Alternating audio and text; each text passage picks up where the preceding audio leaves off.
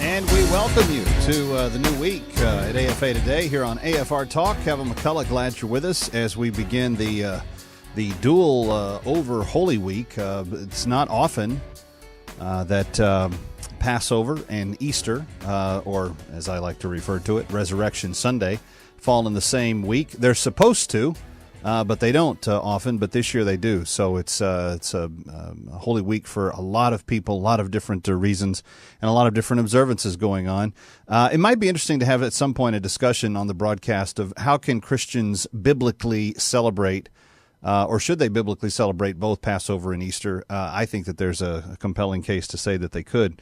Anyway, we've got a lot to get to, and I hope you'll stay with us for the full hour today. Kevin McCullough is my name. My phone number is 888-589-8840, 888-589-8840. So glad that you're with us. We have got a lot to get to. I don't know if you had a chance to hit onenewsnow.com, but if you did, my newest column is up today, and it is virally taking over the internet. In essence, I've made a very bold statement in the title, and it is Why the Feds Chickened Out on a Nevada Ranch. We talked about this on Friday. We talked about the naked power and land grab that the feds were going after. And the fact that they started pulling out over the weekend is kind of interesting. Now, there's some people saying, oh, no, there's no evidence of the fact that they are. No, there is. They are. They have fully begun their withdrawal and have moved away. But it is still a tremendous lesson for Americans to cling to. And we may talk about that a little bit more a little bit later today. I was looking at some other headlines. There's new documents that are being made available in this case of the Carpin abortion clinic in Texas. We've talked about this clinic in the past, but there's just brutal stuff. And friends, when people get to the point where they want to engage you on the issue of abortion and the taking of innocent life, I want you to make things really clear for them. Kermit Gosnell, we know about in Philadelphia. We know about the heinous operation that he had going on there, where he was literally carving up the kids' feet and putting them in brine like pickles and leaving them around his quote operating rooms. We know about the disgusting, deplorable conditions. We know about the undisposed of body bags that were all throughout his basement and in his freezers and everything else. Just vile stuff. And shortly thereafter, the debate in the Texas state capitol there in Austin went down, where all the press could report on was how cute Wendy Davis's pink running shoes were, when in reality there were a lot of women, some of them medical professionals, serving in the state legislature that had put a piece of legislation forward that said we're going to protect women and unborn children in this state. If by no other means, we will simply do this. We will simply require that anybody who cuts on a woman for any reason is able to do so only after they have proven that they have hospital admitting privileges to the state health board.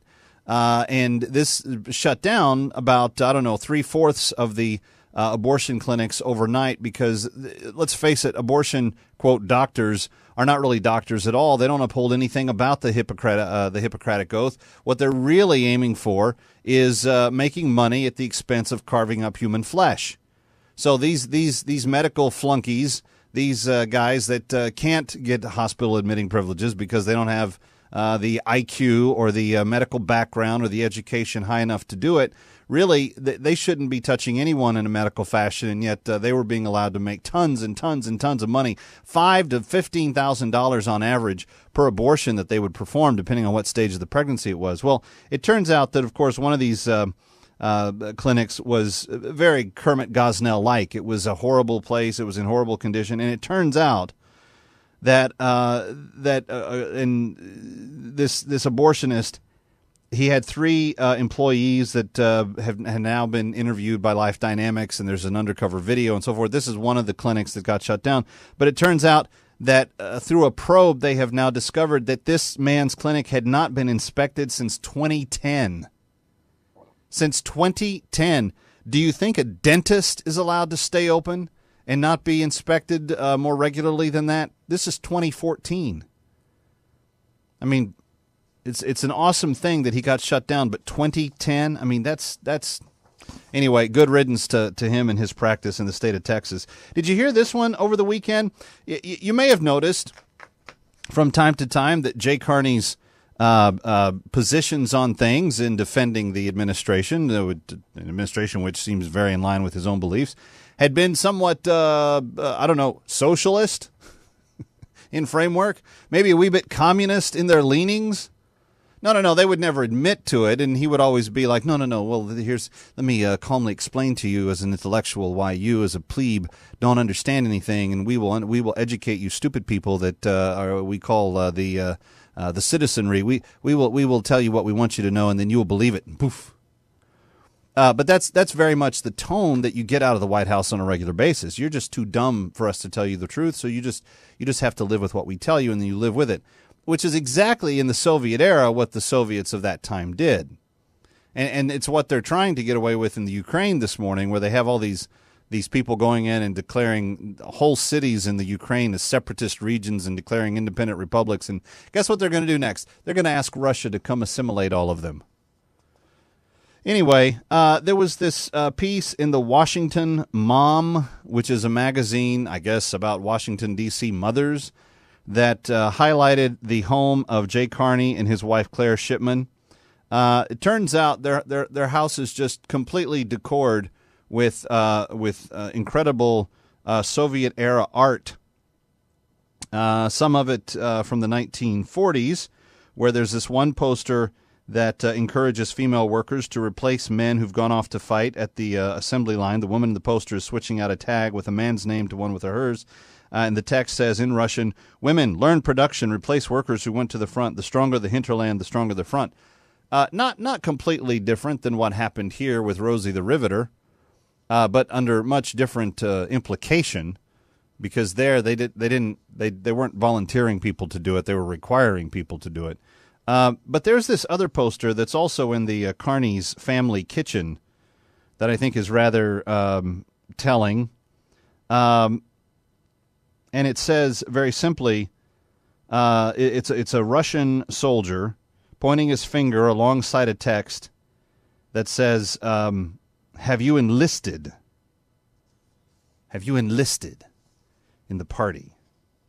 Anyway, the Soviet-era art that decors the Carneys household, it's actually an interesting thing because the Carneys met in Russia. They were both working there, living there.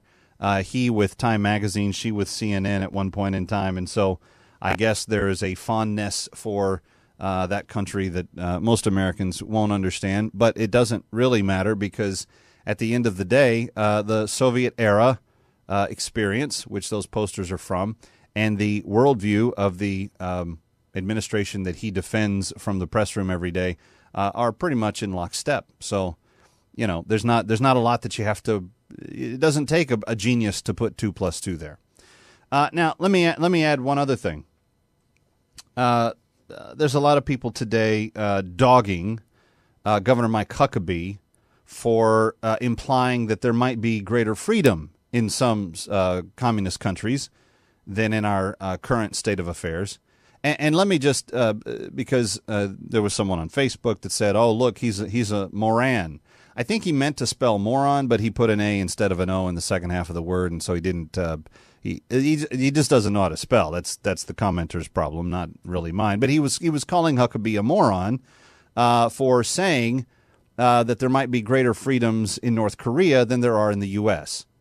Now, I realize that for some people on the left, humor, particularly anything that rings of irony, is quite, I don't know, lost. Could be the word that's used. But when you hear the full context of what Governor Huckabee said, I would love for you to tell me what do you think he was serious about this statement, or do you think he was pointing to a larger point here on AFA Today, AFR Talk? Let's see if we can't set some context to this. Today, with things like we've seen at Brandeis, with the idea that Condoleezza Rice, her seat on the Dropbox board is being challenged because somebody doesn't like the fact that she had the same position on the war in Iraq that Hillary Clinton did. The CEO of Mozilla pushed out of his position. because he had the same position in 2008 on Proposition 8 in California that Barack Obama claimed to have, that Hillary Clinton claimed to have, that Joe Biden claimed to have. Do we really want an America in which instead of having free speech, we simply have a few forms of speech that are carefully protected by the radical left? And if you don't agree with them, it's not just that they want to put their voices to be louder, they want to shut yours down. Freedom of speech in this country, that for which those men grabbed those muskets off the mantle, did never mean that we're to have fewer voices, but more voices. It wasn't that we couldn't dissent, it was that we could, whether you agree with the opinions or not.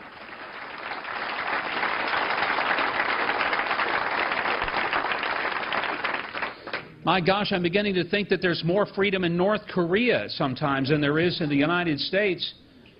When I go to the airport, I have to get in the surrender position. People put hands all over me.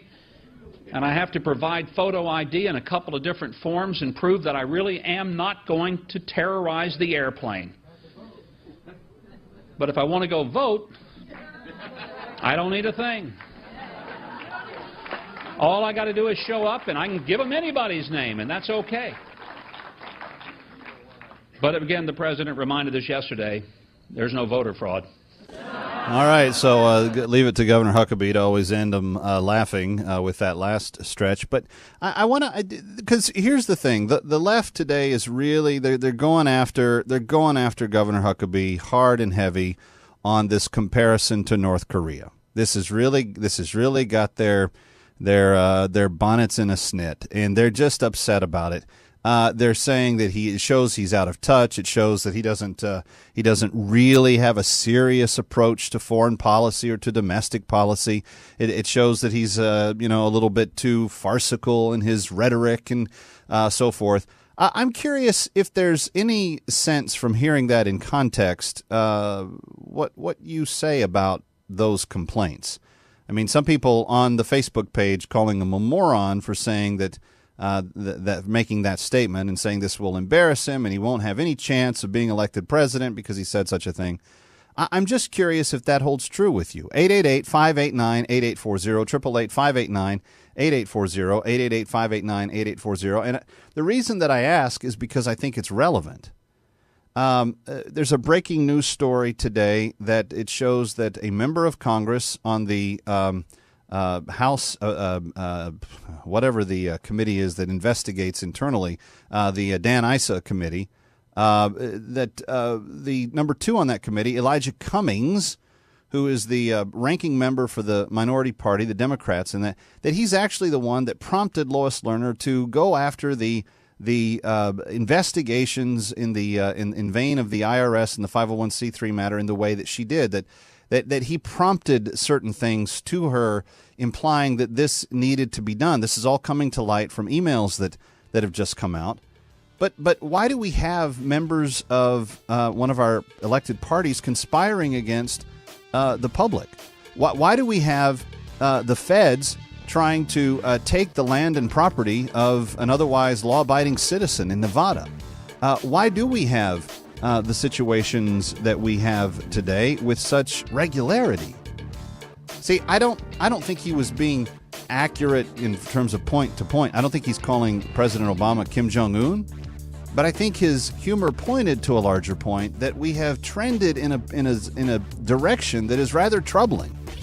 But what do you think when Governor Huckabee said North Korea is more like where we are than the old United States? We'll take your calls next. 888-589-8840. Stay with us.